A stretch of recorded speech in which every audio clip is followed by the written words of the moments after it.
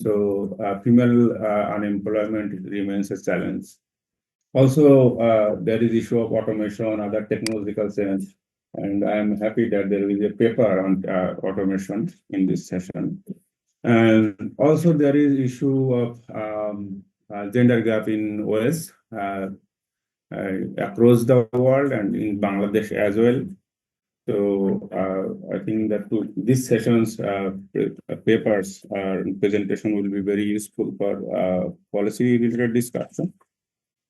There will be 4 papers in this session, and they mostly focus on self-employment, automation, and female employment, childcare, etc. And 2 of our presenters will present in person here, and another 2 presentation will be made online. So I can introduce. I know you're Deepa. That's right. Yes. Madhav and Mohammad Mohidullah. Right. And the first presentation.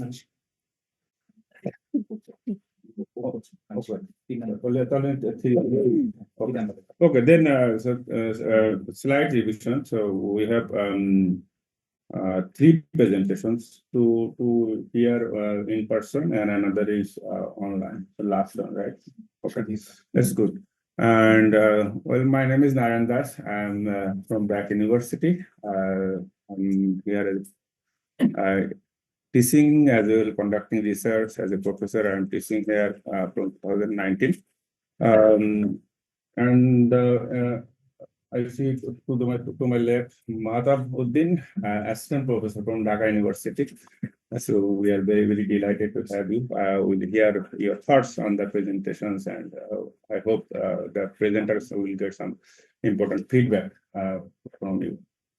So without talking too much on, I'm requesting Deepa Das to present the paper Pathways to Self-Employment and Employer Status, the role of demographic, socioeconomic, and regional factors in shifting from unpaid labor. So Deepa Das will be presenting, but I see there are several authors. So Ikramul Hassan from World Bank, and Deepa Das, she is there, and Mohammad Tuhin Ahmed, lecturer of economics. Yeah, so the 4 of us. So Deepa Das, so you have 10 minutes for your presentation, but if needed, I think we can give 1 2 more minutes because we are having 3 presentations instead of 4. So over to you. Thank you so much.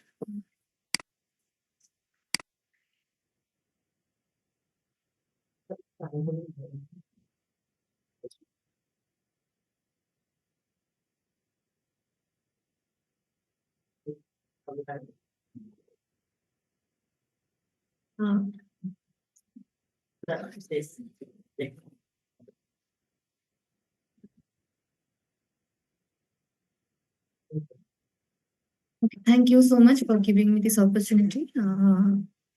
So today I'll be presenting one of our research work that is Pathways to Self-Employment and Employer Status, the role of demographic, socioeconomic, and regional factors in shifting from unpaid labor. So this paper has been co-authored by Ikramul Hassan, me, Deepa Das, and Mr. Tuhin Ahmed. So we all know Bangladesh is going through the phase of excuse me. So we all know Bangladesh is going through the phase of demographic dividend, and since very long, but it has failed to sorry. So, but it has failed to reap the benefits from demographic dividend. Because if we look at the unemployment rate, the youth unemployment.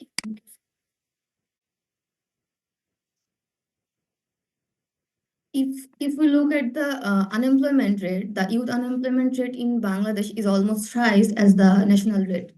And among these unemployed youth, the graduate youths are the most sufferer because they do not want to enter the low-tier jobs, and there is the scarcity of high and mid-tier jobs. So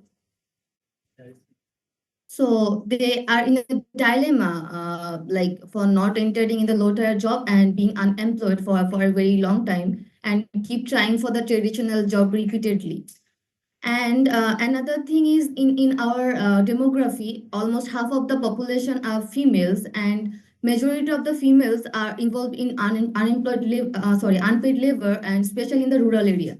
So, in considering both these aspects, self-employment and entrepreneurship might be an way out for both the unemployed laborers, especially the youths and the females in general. So, apart from that, self-employment is also increasingly viewed as a viable option because it is no longer considered as like those people who are not able to have other professions, because it is an ambitious professions nowadays, and uh, people are considering it as a very good career options because of the flexibility it provides. So it is no longer limited to the fewer opportunity people with the fewer opportunity. So these are some of the literature we have gone through. I will not go in details because of the time limitation. If we look at the overall employment scenario in Bangladesh, we can see the contributing family helper is like decreasing sharply, but the own account worker is rising sharply. In this case, the own account workers are those who are working for their own family, they're producing, farming or fishing for their own consumption.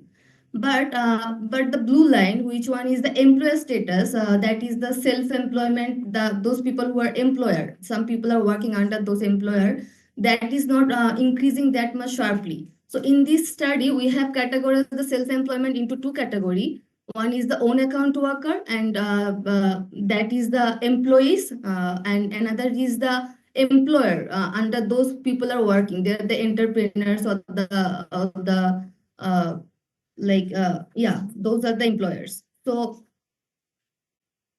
this is the female scenario. For the females, the contributing family helping is reducing drastically. It is reducing sharply, but again, the own account workers increasing. Those females are working for their own household. They are producing, farming, or fishing for their own consumption. But the employer is almost zero. So women who are females who are employer and people are working under them is very low, and it is almost zero. So we wanted to see what are the factors that are causing this influence over people choosing self-employment, especially the employer status. So how people are choosing self-employment over the unpaid labor. So we wanted to see the demographic factors, socioeconomic factors, and also the regional factors. For the data, we have used the latest LFS survey data set 2022, and we have used the multinomial logic model since our variables are the categorical variables. And for the category of employment, we have four categories. One is unpaid family helper, that is the base category. Another is self-employment one, that is the own account workers who doesn't have any employees, they are working their own. Another is self employer who have employee under them, so basically they are the entrepreneurs. And another is the wage employed. So these are the descriptive statistics of our variables. Among that, total sample size is almost 1,59,952.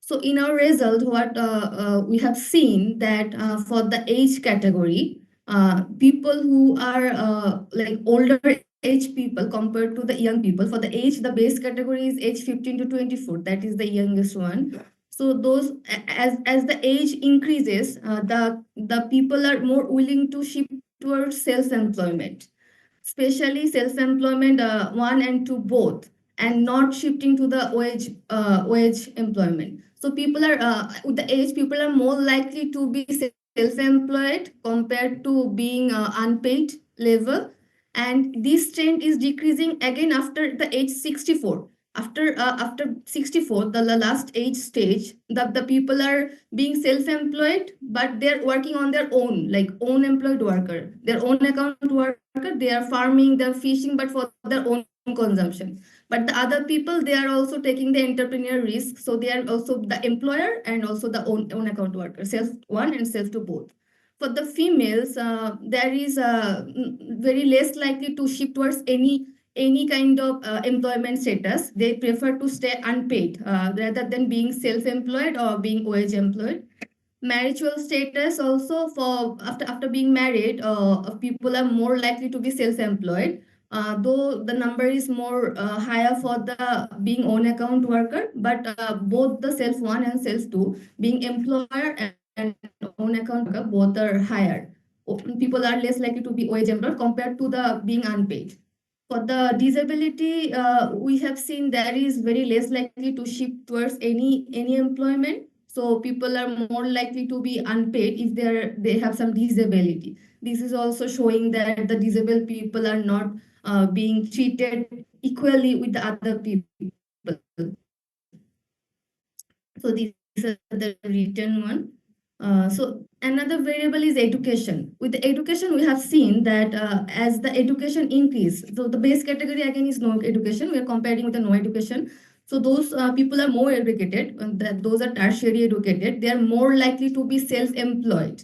They are more likely to be employer. They are more likely to be having other people working under them. So the entrepreneurship ability increases with the people having more education. So education is a promoter of self-employment, especially the entrepreneurship skill. So the training has no effect on turning to any kind of employment form compared to the unpaid in our study.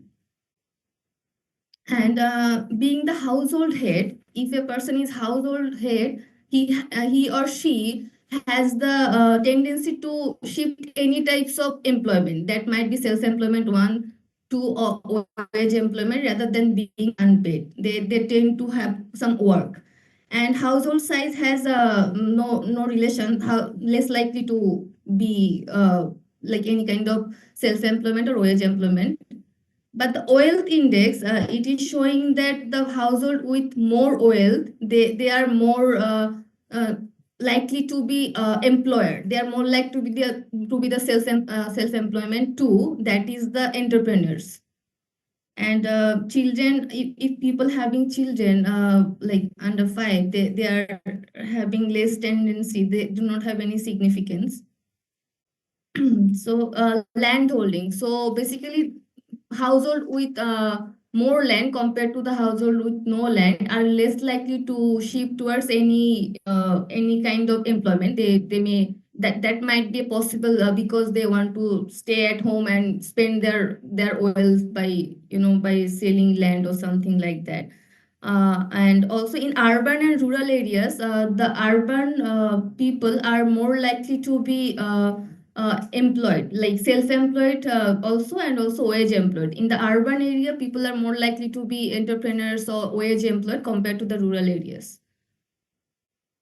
And also we have some tried to see the regional dimension as well. So we can see in division wise, people from Barishal and people from Mymensingh are more likely to be entrepreneurs. They are more likely to be self-employed too, compared to being rather than being unpaid. So these are the findings. So like considering our findings, these are the policy implications we are addressing. So addressing gender and regional inequalities in access to self-employment opportunities, implementing programs that supports women entrepreneurs through microfinancing, skill development, and affordable childcare solutions to enable greater participation in self-employment, investing in infrastructure and digital connectivity in rural areas to bridge the urban-rural gap, and expanding higher education and market-oriented vocational training access across all the regions, so that can equip the individuals and necessary skills for entrepreneurship. Thank you.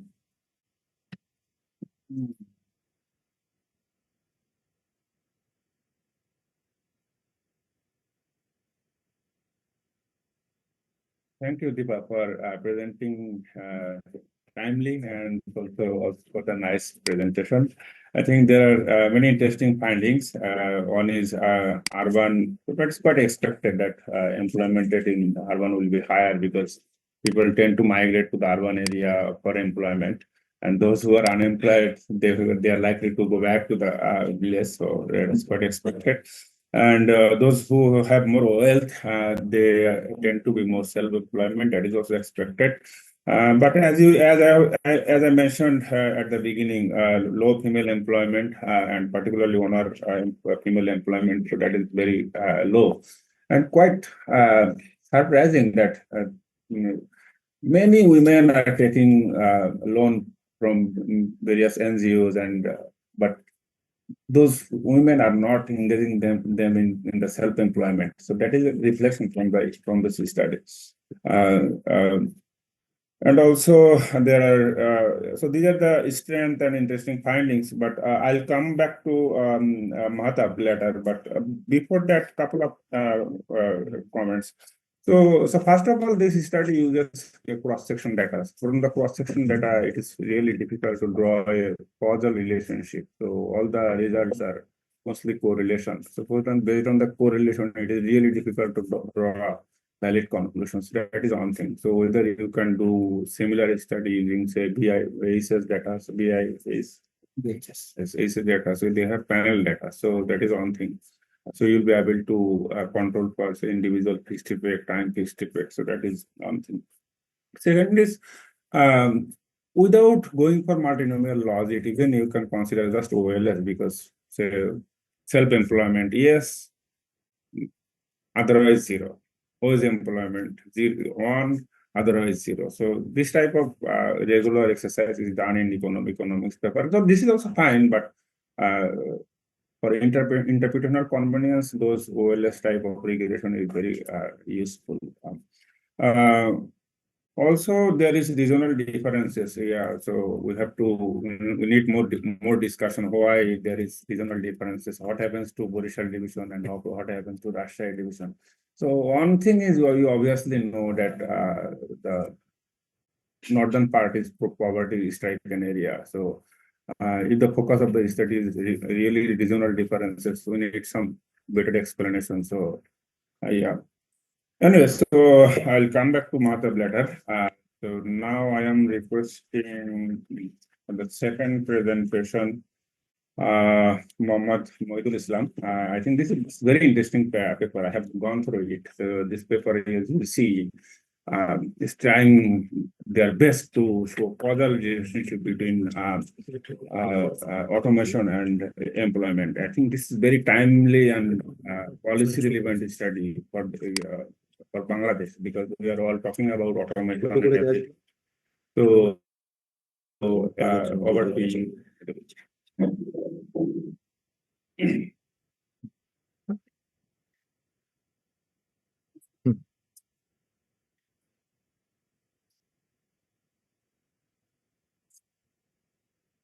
Thank you, Chair, and thanks, dear audience.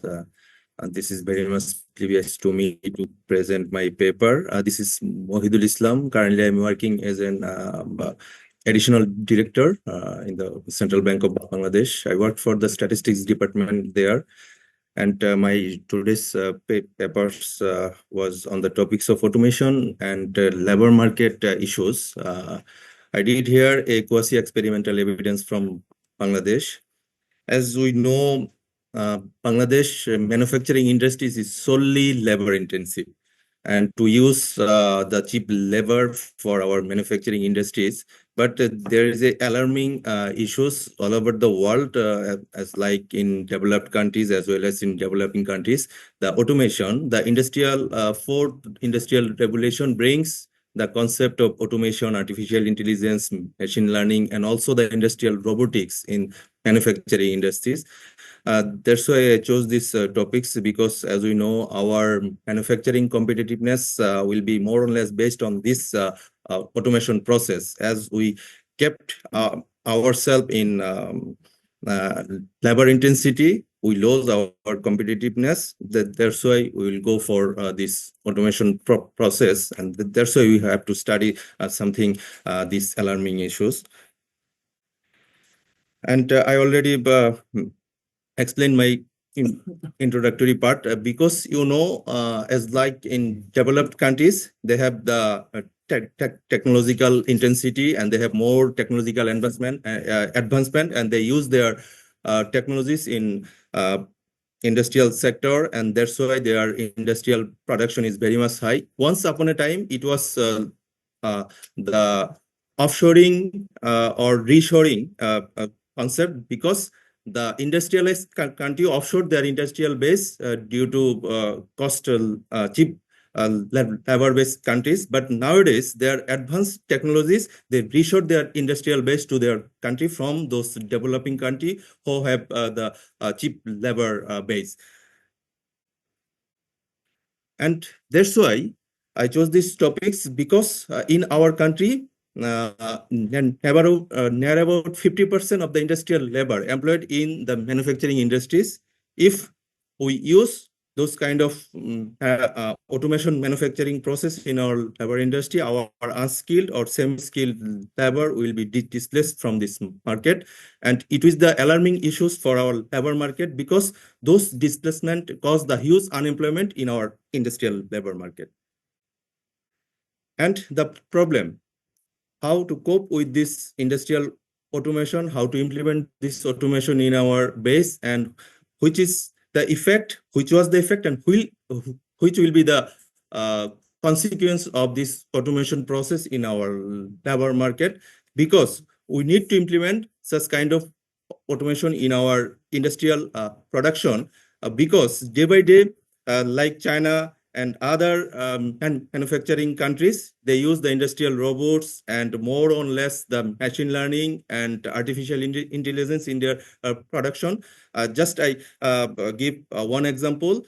In the RMG export competitiveness, China hold near about 27% share of RNG export all over the world. On that issues, we are the second or third RMG exporting countries, competing with Vietnam. Sometimes Vietnam was second. Our country is in the third position, and nowadays we are in the second position, but our share is 6 to 7% in the world RMG export. And nowadays, this alarming issues not in the developed countries, is the developing countries issues. And before that, in our country, like the developing country labor intensity and also the manufacturing based countries, you know, our industrial production solely based on the manufacturing production, and the one major industrial sector is the RMG sector. And I use the survey of manufacturing industries data 3 round from 2005, 2012, and 2029. I use the quasi-experimental design. I use the difference model. That's why I want to know which is the effect if our industry level, that means the farm level, farm use the industrial automation in their sole industries, which is the effect, and which will be the effect on labor market, and how their semi-skilled labor and also the skilled labor and the unskilled labor, which will be the interconnected mechanism. And I already told, I use the quasi-experimental setting. I use the farm which implement the automation. And in this paper, I use the automation concept, the farm, which production based on the imported capital machineries is the indicator of just bring automation. You know, the imported capital goods and capital machineries, embedded technologies, and which include the machine, advanced automation process, and also some kind of advanced technology-based machine, which fostered the automation solely in those industries.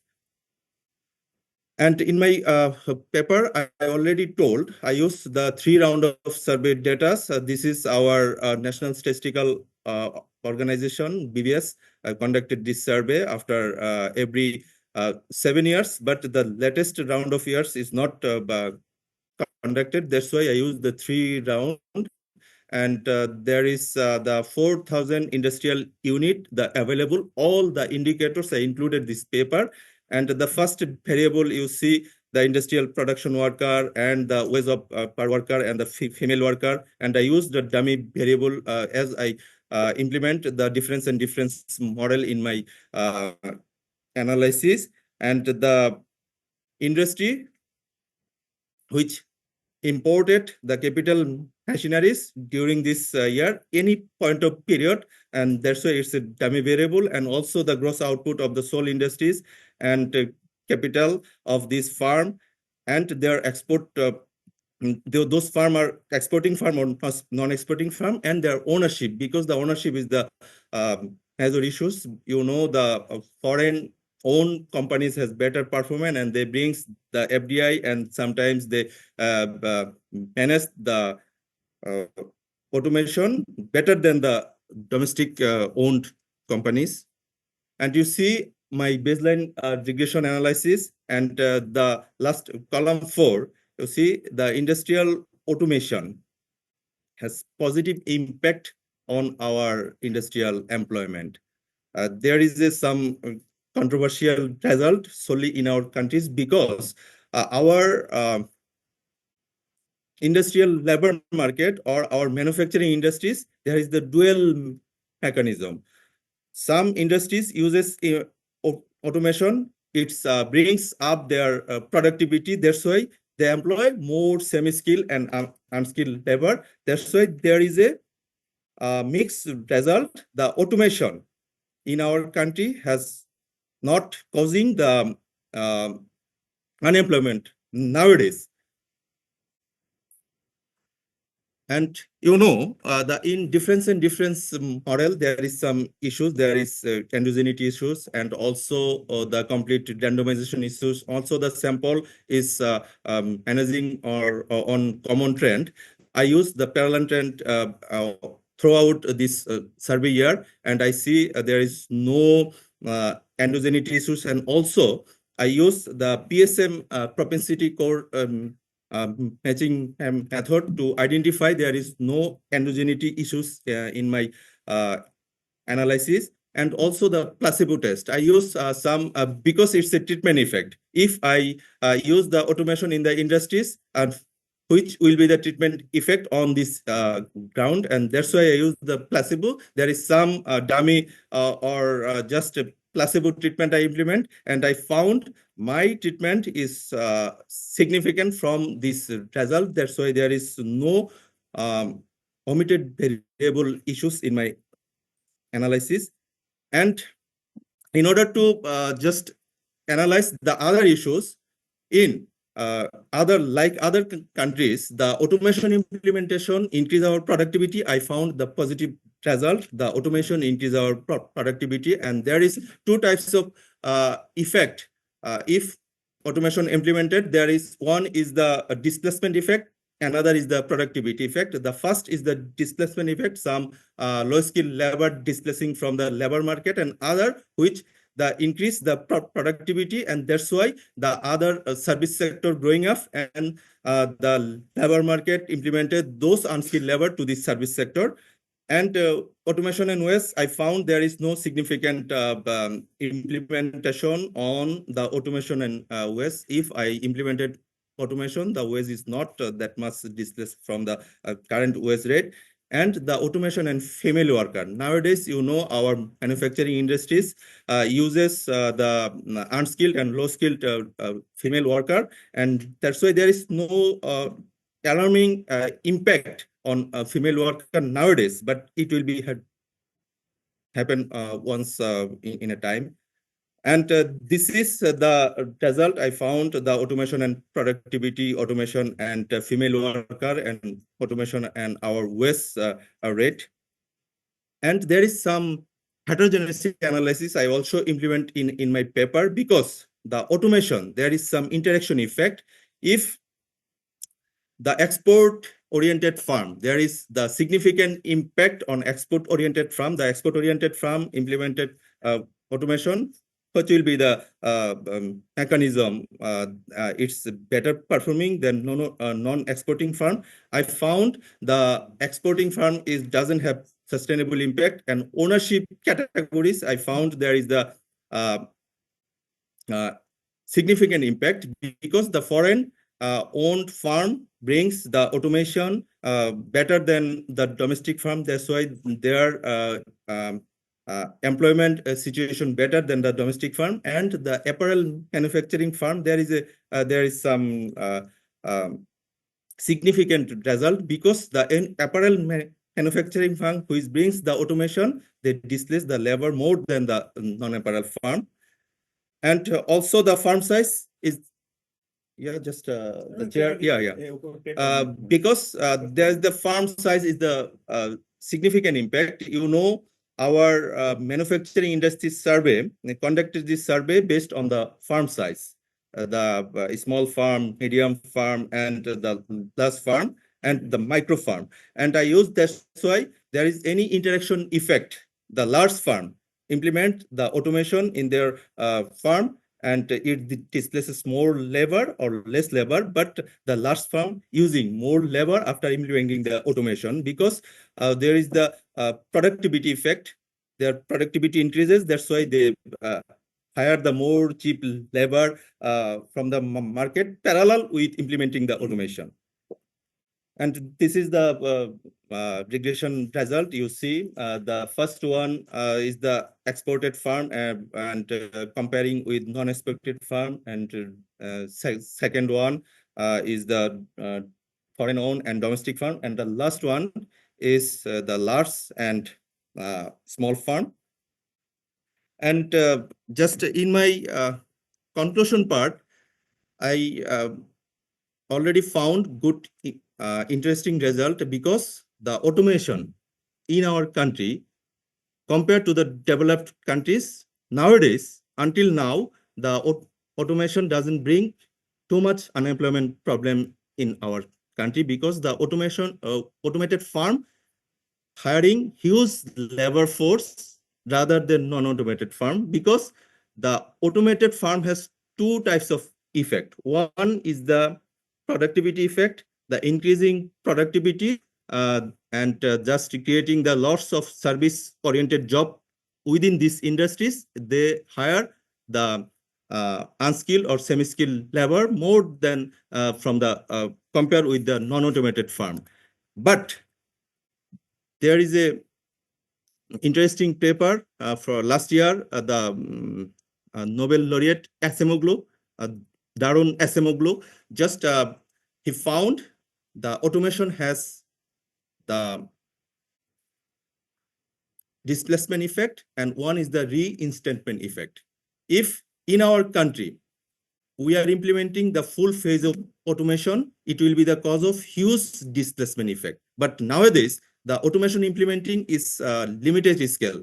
That's why the labor market impact is not too much severe. But we implementing this automation as an industry whole, it will be the severe cause of our displacement of semi-skilled and low-skilled labor from our labor market, and it will be the causing of unemployment situation. That's why our government and also the policymaker think about how to generate the skilled labor force and also the other diversified industrial sector. I already told our manufacturing industry solely based on the RMG industries, and other share is only 30%. That's why we need to implement the industrial diversification to cope and to implement or to employ those unskilled labor which displaced from the automated industries and implemented and employed to those industries for future labor market dynamics. That's all from my end. Thank you. Thank you very much, Mohammad Mohidul Islam, Regional Director, Bangladesh Bank. So I'm, as I mentioned previously, so when we conduct empirical research, so the causality is the key concern. So I'm very glad that to see that this paper has attempted to show a causal relationship between automation and employment. So that is the strength of the paper. And also the second strength is mechanism. So when you say due to automation, employment increasing, so this a bit contrary to our expectation, but there is a I see there is analysis of the mechanism. So basically, farm product size is increasing, production is increasing. So this relieves some of our concerns regarding automation in our R&D sector. Also, there is strength, like as you have seen, the author has attempted to test placebo test. So basically the falsification test, and the result is robust. And second, the paper has tested parallel trend, because one of the assumption of difference in difference is that in the absence of the intervention, there will be parallel trend between the treatment and control group over time. And they have found parallel trend in the paper. And third, the paper has used propensity score matching. Although the propensity score matching is not a very rigorous methodology, but cross-checking the results using propensity score matching with DID. So that is another strength of the paper. So I believe the authors will try to publish the paper in good journal, and not sure they have submitted, but I believe the paper will be published in good journal.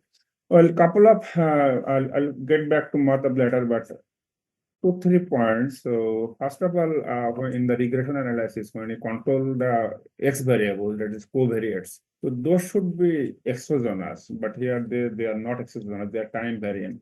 Although you have estimated the regression with and without the covariates, but while writing the paper, you just acknowledge that they are not very good control. So just acknowledging the fact. But one thing is I see that the point estimate on the effect of employment is decreasing dramatically once you control the X variable. So that is a bit surprising, but it's good that the standard error is also declining. So you don't lose the standard error. Second is there any other paper across the globe on similar issue? And is your findings consistent with the papers of with other papers? So that is something, if you can show, that will be really great, because it may be that in China or in other countries, the automation is decreasing employment. If that is the case, so why the opposite case is for Bangladesh? So that is we need to a bit unpack. Anyway, so thank you again for presenting this nice paper. Now I am requesting Oishi Dotto Mukherjee, economic analyst, the Emerging World Private Limited, India. So she will be presenting online.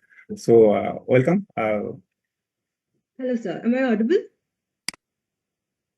Yes. Yeah, so there will be a little change in my designation at this point of time, because I have changed my company. It will be Urban Ethnographers now. So thank you so much for this opportunity, which is letting me present from India. So shall I start the presentation? Yes. Okay. Yes. I'm Start. sharing my screen.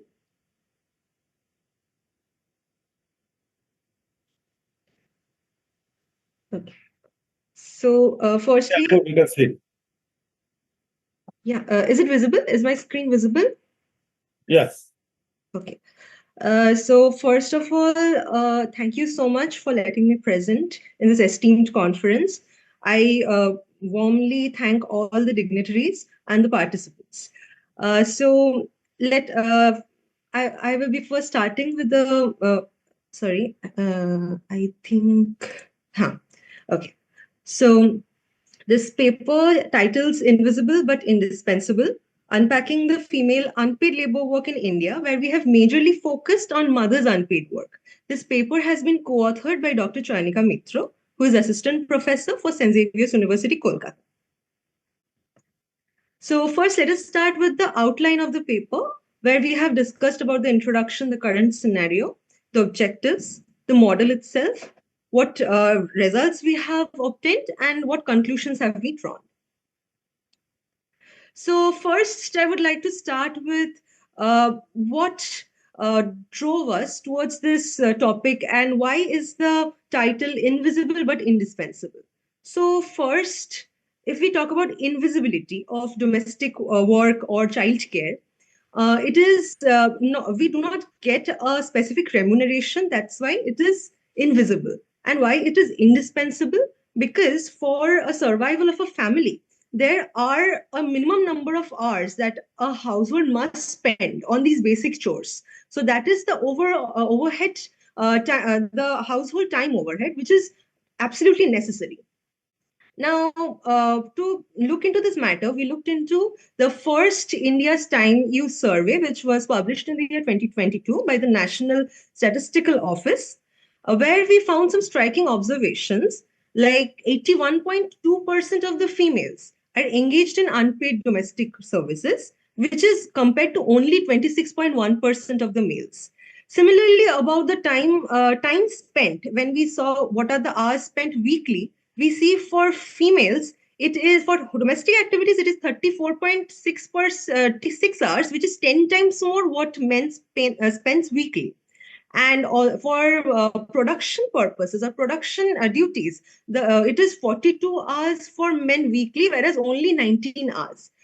So that drove us towards understanding what is the current unpaid work scenario in India, which has been also historically backed, because we know that historically women have been the cohort which majorly looks into all this domestic duties or unpaid household duties. Now, why is this concerning?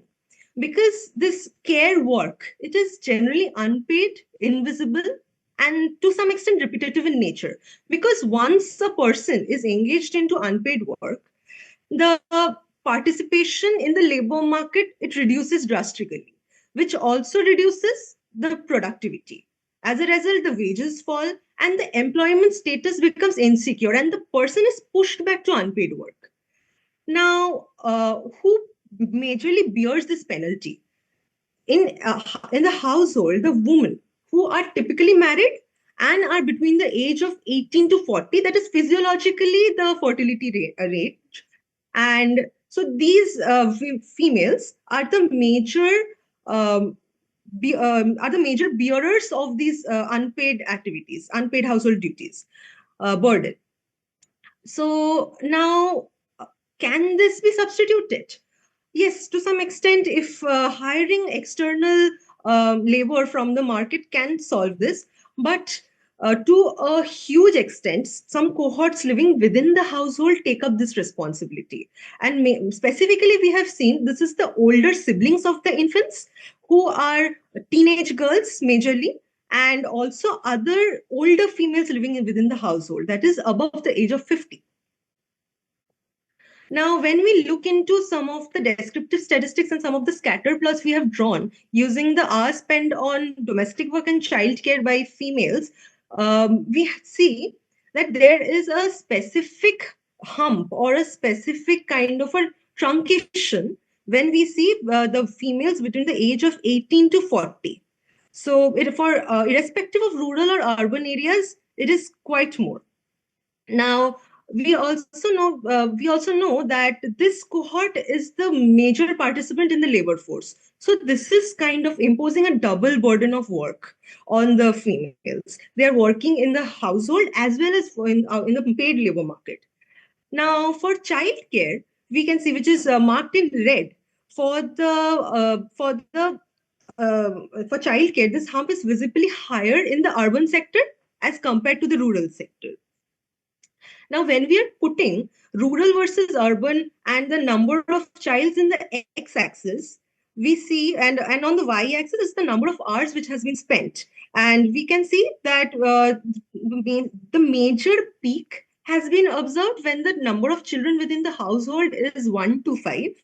And also beyond 5 children, it is reducing, possibly due to other members of the household taking up some of the responsibilities from the young married mothers. And in the rural areas, we see that this division of the red and the blue dots is more or less same or more or less constant for both the urban and rural areas. But whereas, for the urban areas, but for the rural areas, we see that in the time spent on childcare is specifically more.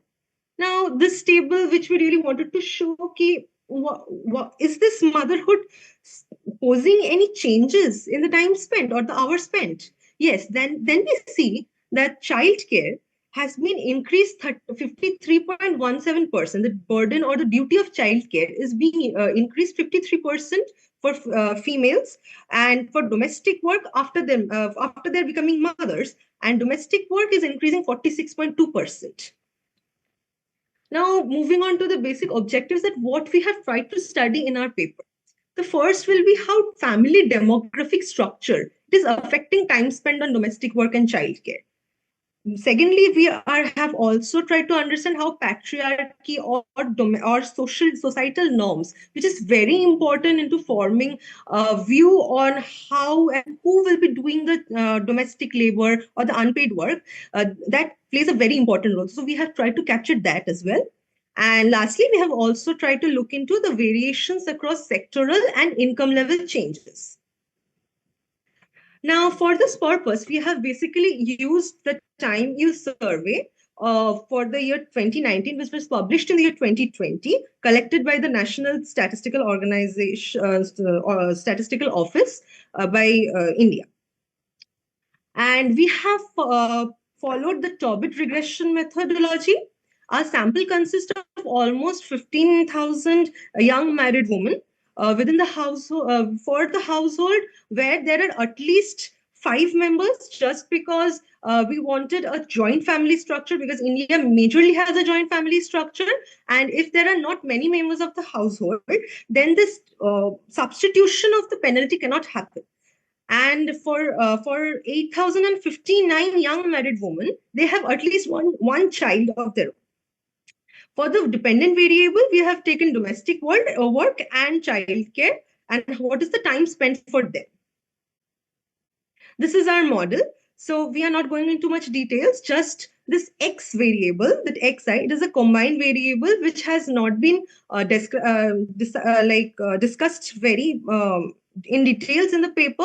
I will just say what are the variables. That is the household level socio-demographic variables such as consumption expenditure, income level, religion, their caste, electricity presence, LPG presence in the household, age of the household head, then Pakka residence or Kacha residence. And for individual characteristics, we have also considered years of schooling, age of respondents, and the age square.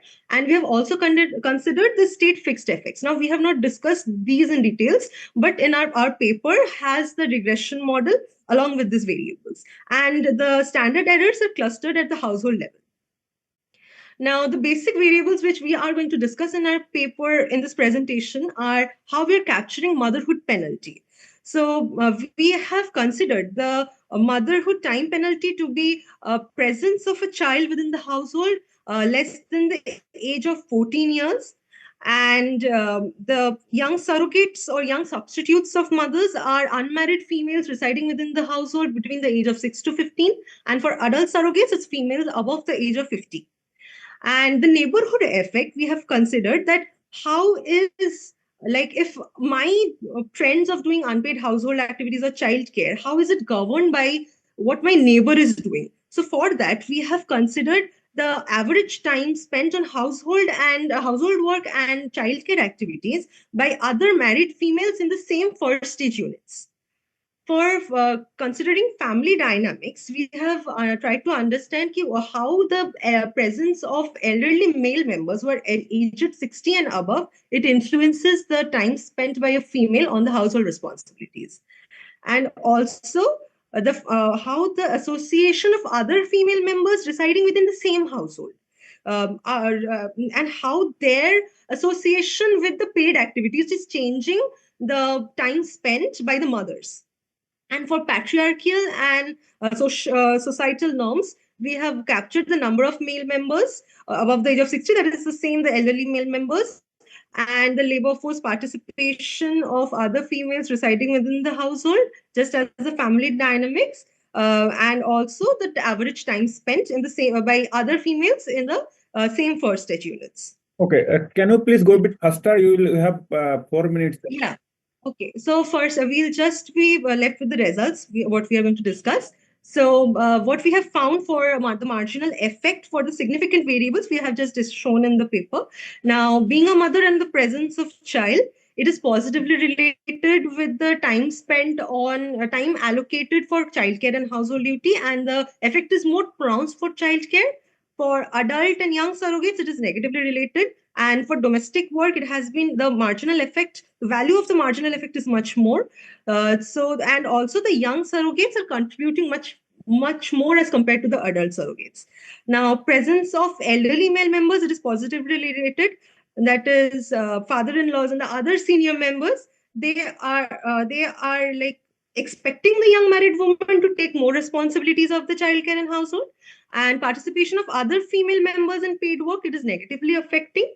So the bargaining power of the female is expected to rise when other females are also engaged into paid work.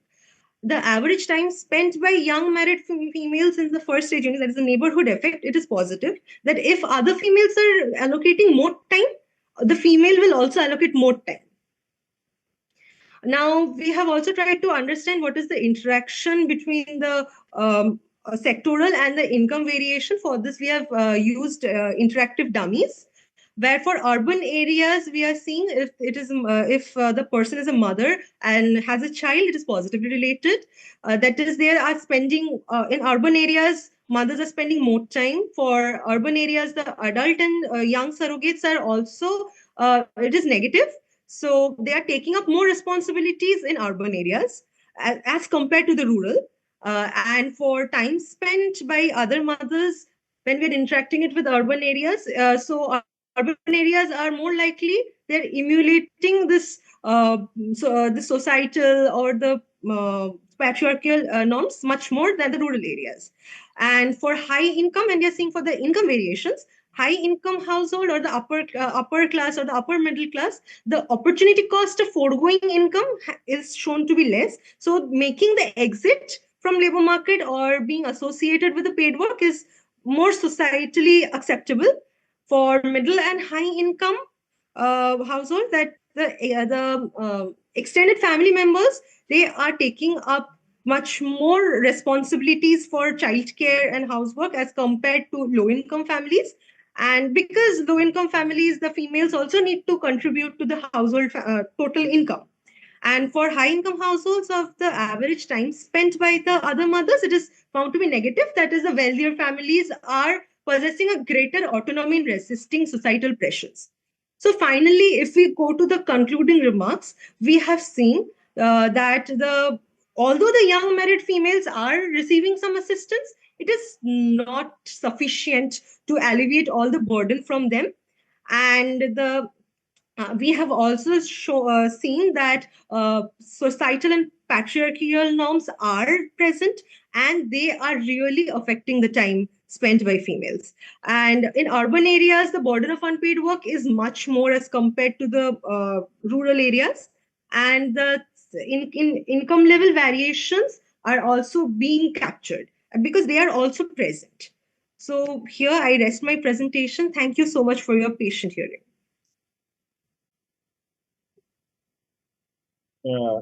Thank you. Thank you very much for presenting it nicely and also timely. So this paper, I like it because as we talk that female labor force participation is very low. We often say less than, in Bangladesh it is around 42%. But we never look at the other side of the coin. So basically, so we see the females are spending more than 9 hours for other 9 hours for childcare and household chores. So without talking much about the low female labor force participation, we should really take care of the issues like household chores and childcare.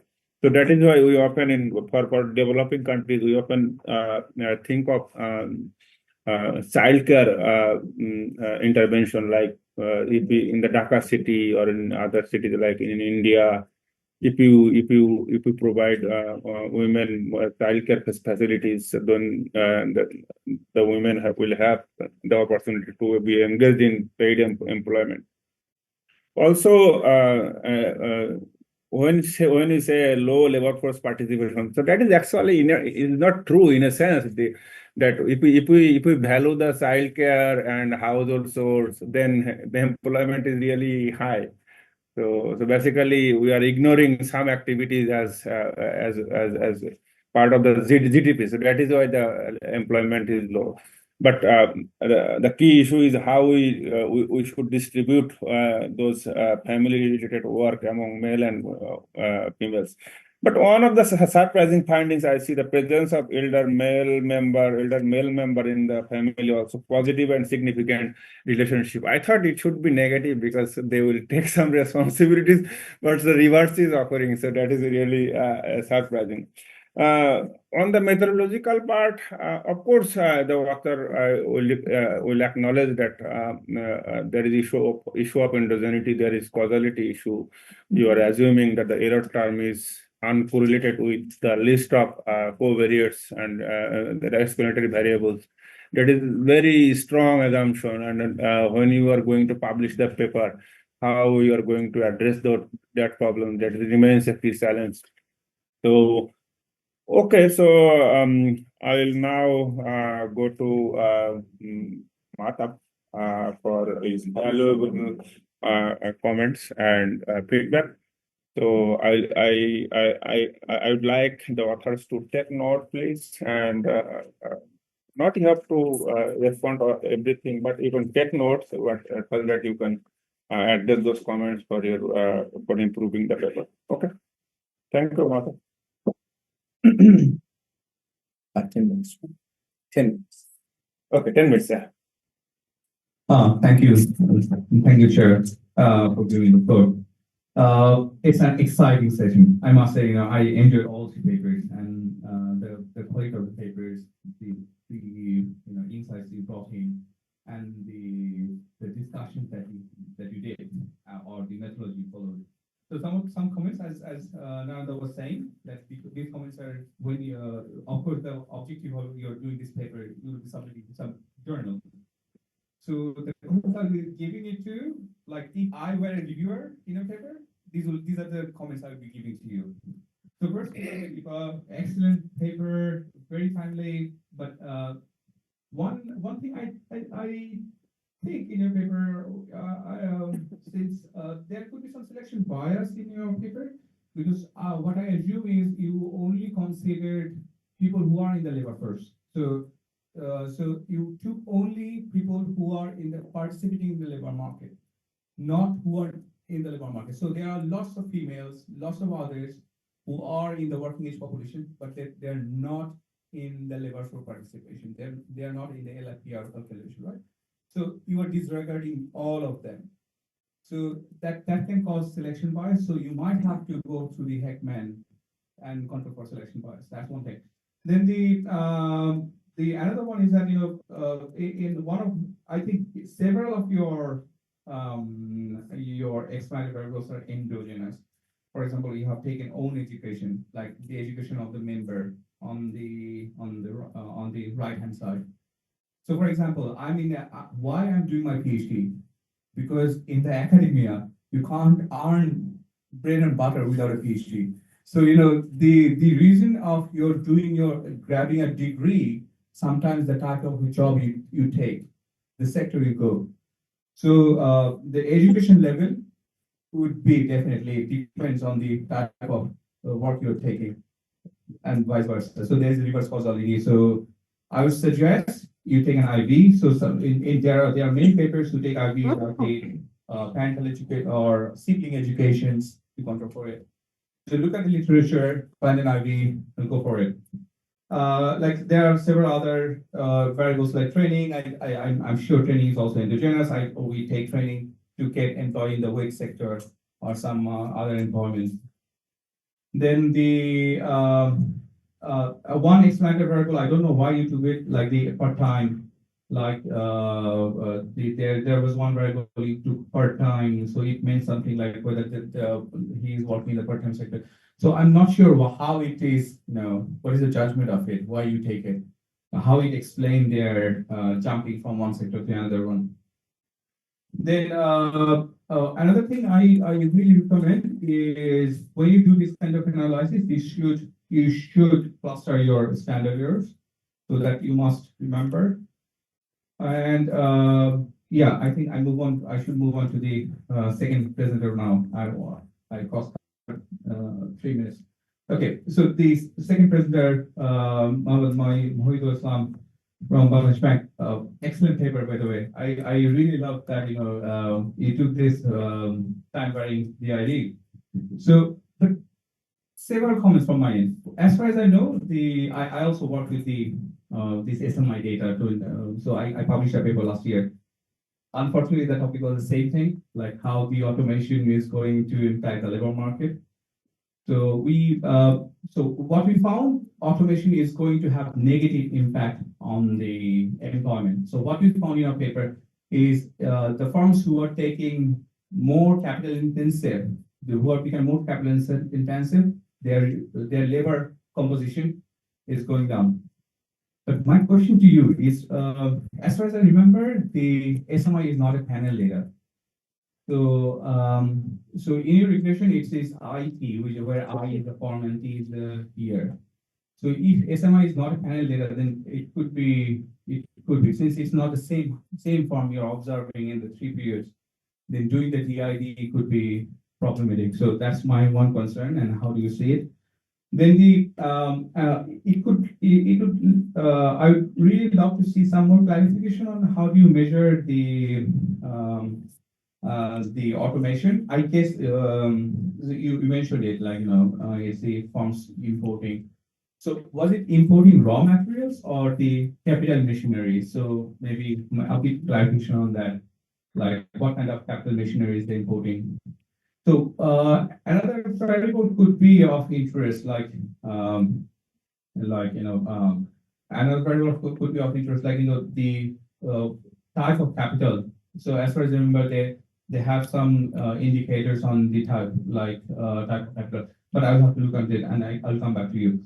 But the one thing was very surprising for me to see is the positive relationship between labor and the automation.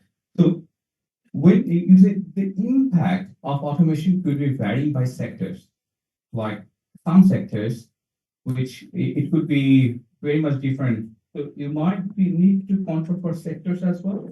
So control for the sector fixed effect. So you have control for so that might give you some different result indications maybe.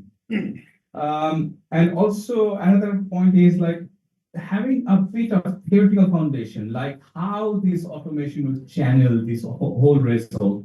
Because there are lots of theoretical models on these issues, like how the labor capital, they affect the output of firms. So how your understanding and empirical findings, fit into, you were saying Asimoglu's paper, right? So just bring in those discussions somewhere that will enrich your paper. Then one more is in reality, what we have seen in some of our studies is that in the automation sector, apparel sector, not automation sector, in the apparel industries, in the garments, we have been seeing in the last 10 years, 10 or 11 years, so the total employment in the garment sector has not increased. In fact, it has gone down. So there has been automation in the garment industry. So it was really surprising to see that the apparel manufacturing firms, they have positive relationship with the so you might need to go back and check it why so. Then another thing I would really appreciate in any paper that we do, we always put some limitations of our paper. So incorporating that in the paper would be really add value and some scope of future work. Now I move on to our last presenter, Oshidira Mukherjee. I must say it's a topic I really love more works to be done. I mean, it's a very important issue, particularly when you take into consideration of South Asian countries like Bangladesh, India, and other countries. So there were a couple of things that for example, in one of your graphs, I saw like our spend on childcare is lower for higher number of children. So it seems like counterintuitive. So if you have more children, like you might see more hours spent on childcare, but your graph was kind of in opposite direction. I don't know why, but an explanation would be good. Then you also cut off like your family members to 5. So you only have families which have 5 members. I mean, but you see, nowadays it's more of a trend than a fashion. Is that most of the families in Bangladesh, as in India, are nuclear families. They consist of like husband, wife, and the child. So what is happening in those households? So particularly in the urban areas. So when you segregate your analysis, cutting off the member at 5, that might cause some selection bias. That might actually exclude some dimensions in your analysis. So that could be one of the reasons. I'm not sure whether that's the reason, but that could lead to if you just include all of your observations, you might see some different results with respect to the number of males in the household. Because in a nuclear families, you might see husbands are working a bit more or taking a bit more burden in the urban territories.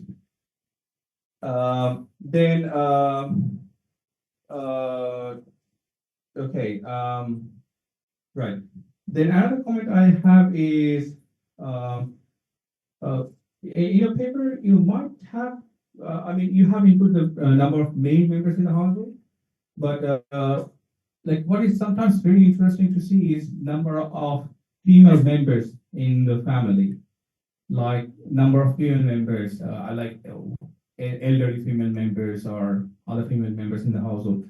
For instance, if you have your mother-in-law or others, who are in the family, how it happens or affects your time allocation. One variable I'm really concerned about is the number of children on the right-hand side. Your left-hand side variable is hours, and right-hand side is number of children. So you see, there are some papers where they argue that the reason why people take less number of children is because they have hours of activities outside. They spend office jobs. They spend their hours in the offices and other stuff. So the number of children that I choose, it depends on how much hours I want to allocate to my household works. So you see, there would be some degree of endogeneity there. So you can bring on the causality, bring an IV, and model it further. Lastly, as Nanda was saying, there could be some potential variable bias. So again, if you go for the IV and convert, then you can at least show some causality with children or other variables that you have. So let me stop here. I took 2 more minutes. Then I No, it's fine. It's fine. Thank you so much.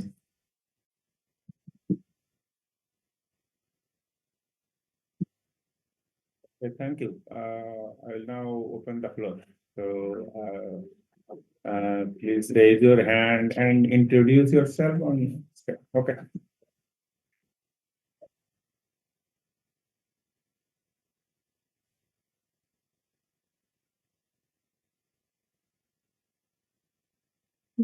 I am Tasnia Kausan Vichu. I'm an undergrad student in Economics Department, University of Dhaka.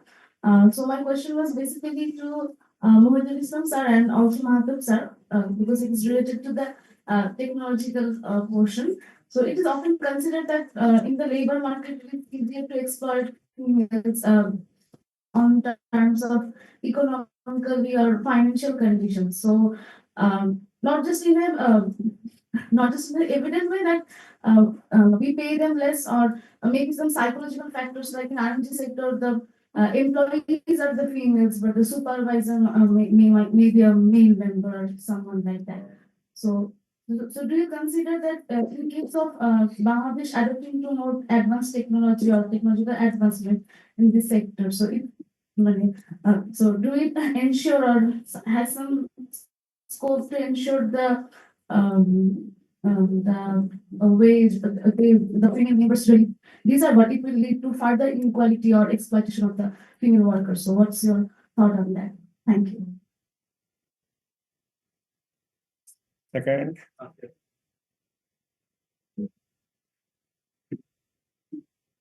Hello. Assalamu alaikum. I'm Akhil Mustafa, undergraduate student of the Department of Economics, University of Dhaka. I had a question to Deepa Apu that your research highlights regional and gender disparities in self-employment access.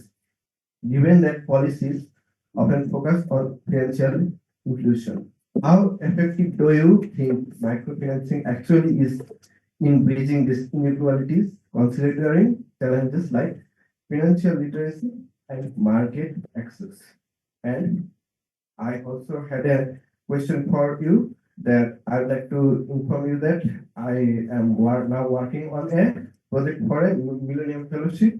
And my project is about the empowerment of undergraduate entrepreneurs. Now, thus, I have questions about this. With over 1 million undergraduate students in Bangladesh, many of whom are emerging entrepreneurs, what insights can your research offer on young female entrepreneurs? Also, what policies should be implemented to ensure the sustainability of their supply chain while addressing the socio-economic challenges female entrepreneurs face? Thank you.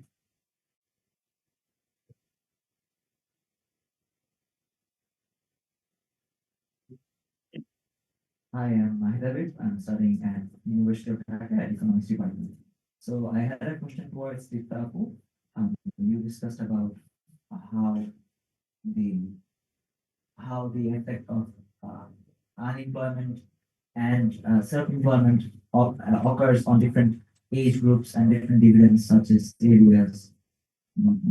I was wondering if there was any explanation in any data set regarding how the capital intensity of a person affects their own ability to be self-employed. So, for example, a person from a higher economic background is more capable to be self-employed because of the capital they have at hand, but a person from a lower economic background at village is not able to do so because they don't have any capital to own a land at that village and have tools for cultivation and whatnot. So I was wondering if there was a lack of data regarding this information, or if you deliberately didn't include it in this paper, and if you didn't, I would like to know what was the reason for that. This was the question for Deepa Apu. Now I have a question to Mohammed Mohidul sir. Very good explanation about how automation affects in two ways. Firstly, displacement effect, and secondly, the reinstatement effect. But sir, I was wondering how these two effects actually, in total, increases the growth rate of employment in Bangladesh. Because as we have seen in the practical fields, that even the productivity is increased, certain industries will likely to get hit due to this automation. And I think, sir, I would want a deeper dive into which sectors would have this hit and which sector would have this increased productivity in order to understand the future landscape of the job market. Thank you. Thank you. Next.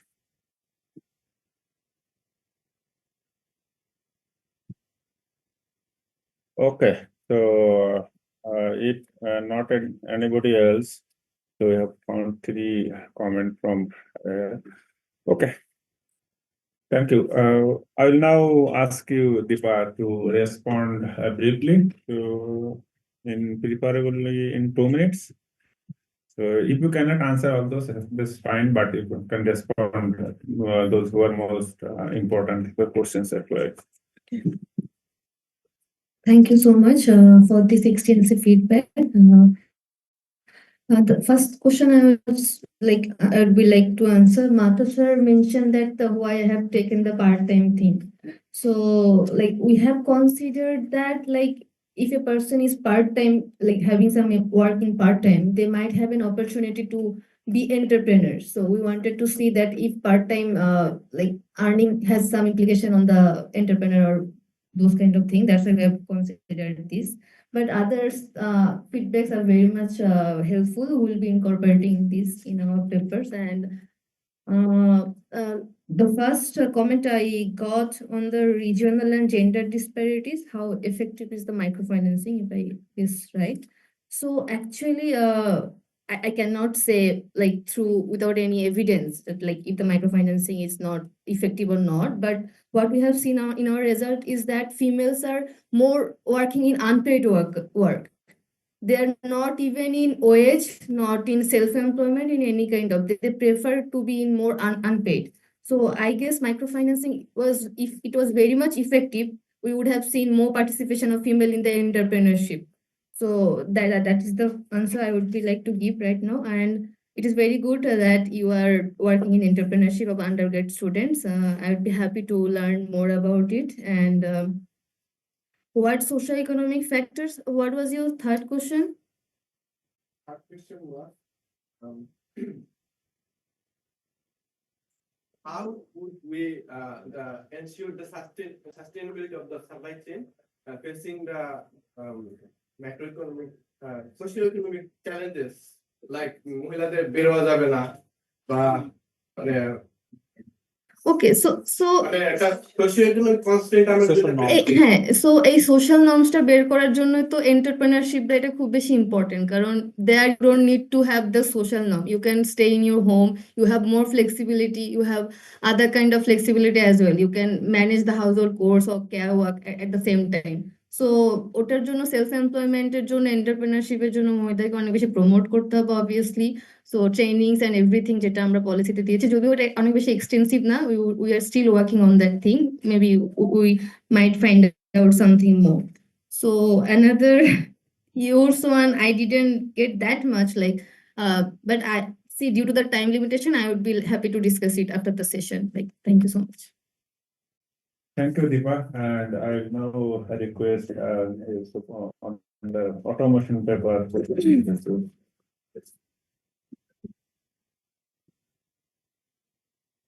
Firstly, I would like to give the answer to Mahit, your question. As we know, the empirical literature found automation have two kinds of impact. One is the substitution effect, and another is the complementary effect. And the substitution effect is the concept of short-run effect. In short run, if you analysis automation impact on labor market, you see there is displacement effect is more prominent than the complementary effect. But as we analyzed the long run effect, we'll get the reverse result, because during the long run the productivity increase. If productivity increase, there is some intra-industry switch of labor, because the automated displaced labor from automated industries employed in the non-automated industries in the within the same industrial base. That's why in our country, I use the SMI data from 2005 to 2019. That's why there is some long run effect, and I found the automation is the must not severe to displace our labor market. And the second question, the women inequality in our RMG industries. This question from Tasnia. In our RMG industries, you see the low skill labor. That means the service oriented task mostly done by the female worker, and their wage rate and others more or less poor. And that's why if we adapting the automation in those industries, there is two concepts. If we implemented automation, the low skill labor will be not that much replaced from the industries, but there is the middle skill labor replaced, because the high skilled, their adapting to implementing the automation, and the middle skills shifted to the high skill, or they are out of from this labor market. That's why in our country, the women are not severely affected by implementing the automation, because in our EPZ or other industrial areas, there is the automated industries. If we using the industrial robot, but there is some non-automated tasks they are by born or contemporarily doing by the female worker. That's why they are not as severely affected by this implementation of automation. And just I can give you an answer.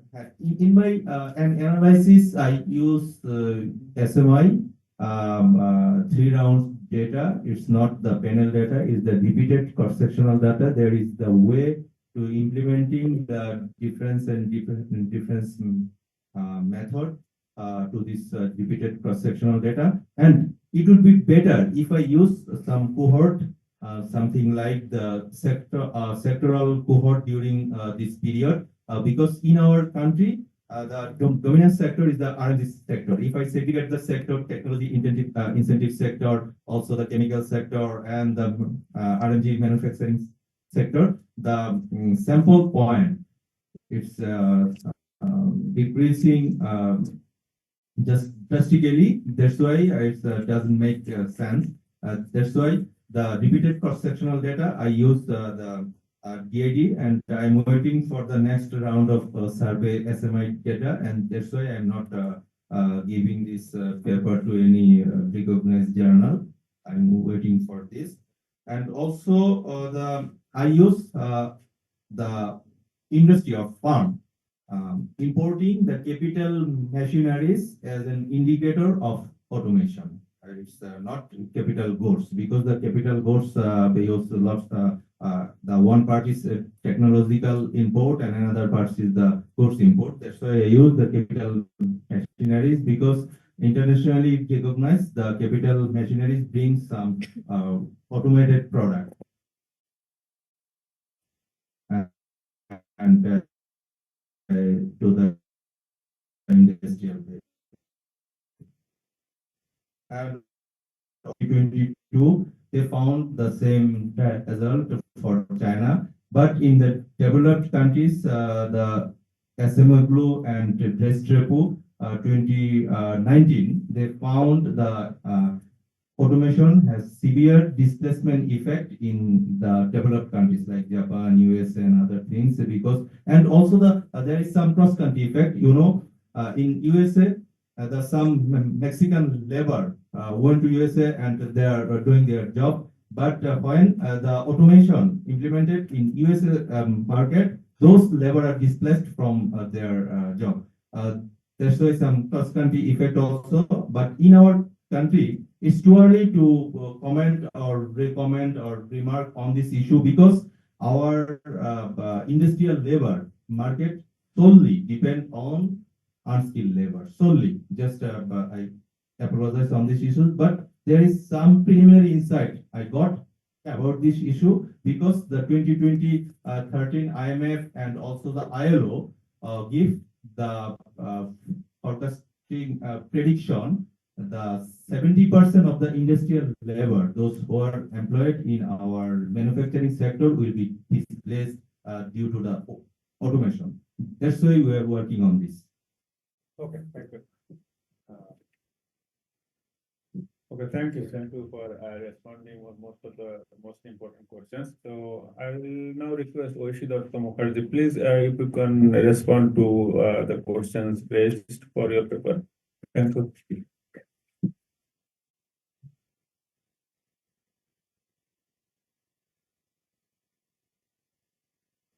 Hello. Hello, can you hear me? Yeah, I could hear you, but I really could not hear if any question was addressed to me, because there were some network issues, I think. So if that question can be repeated, that would be great. Okay. Do you want to maybe one or two very brief? Olivia, do you hear my comments?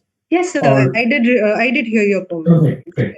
I think From the floor, there are no comments for you or no questions from you. So for you. So, for you, sir, I just want the biases of of limiting the sample.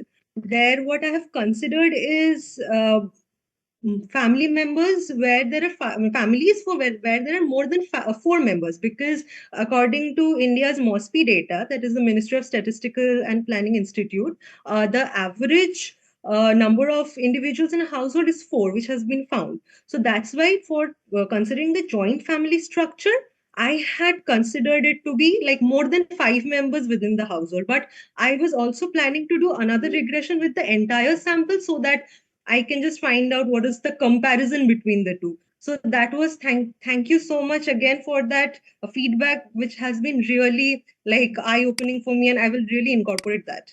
Thank you so much. And for the causality part, which was also discussed, thank you so much for that comment as well. I will keep that into mind.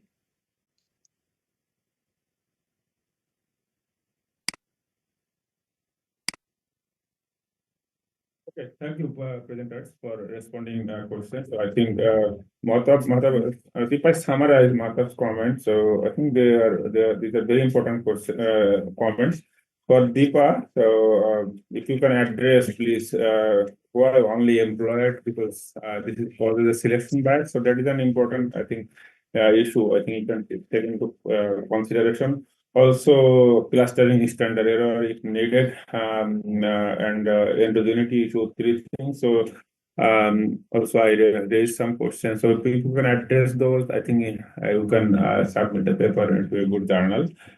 So, best of luck for that. And for the automation paper, as I mentioned, this is a really good paper, but still there are some issues, as Madhav has mentioned, and also. The last thing I wanted to see, I see that we have control farm fixed effect, but if it is repeated cross-section data, there is possibility that one farm will appear on time. So in that case, I don't know how did you add the fixed effect. So that is one thing, if you can save the data. And also, there is issue of a theory. Not you have to exactly give a theory of economic theory of alpha beta XYZ. Just briefly recalling some of the theory and summarizing. Maybe we call it conceptual framework. So if you can add that, I think the paper will be super. And the final paper on childcare. So yeah, I agree with Madhav that the number of children in the right hand side, there is the issue of reverse causality. Also, he has raised question about observation and nuclear family, and also cutoff issue for the childcare paper. I think if you can address those issues, I think this will be a good paper. So good luck with you with the rest of the journey. So is there anything else? Can I add something? In my paper, I use the production function. Just this is the theory, you know, our general production function.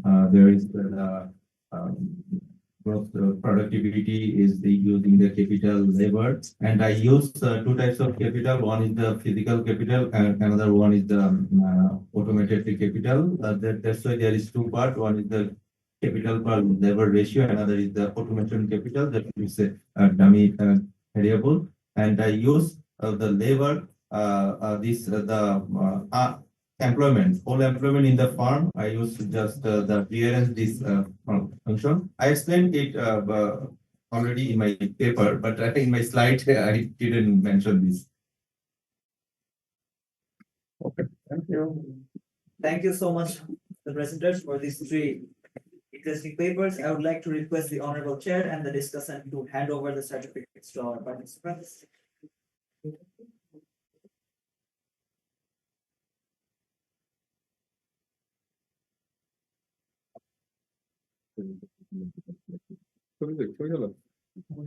বাইরে থেকে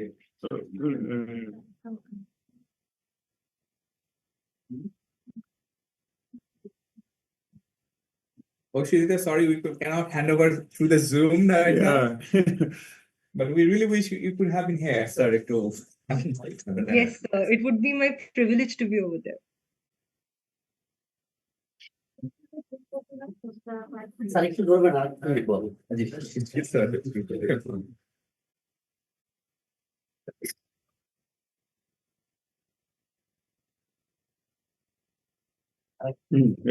এটা আমি ওইদিকে যাবো না, তুমি দাঁড়াও। এখানে এসে বসে যাবে ওকে আচ্ছা, এবার একটা চাবি আছে না আপনার সার্টিফিকেট রাখতে পারেন। আচ্ছা, ঠিক আছে। হ্যাঁ হ্যাঁ স্যার আইডিটা একটু আমার আইডি নাই, আমার আইডি ব্যাগের মধ্যে।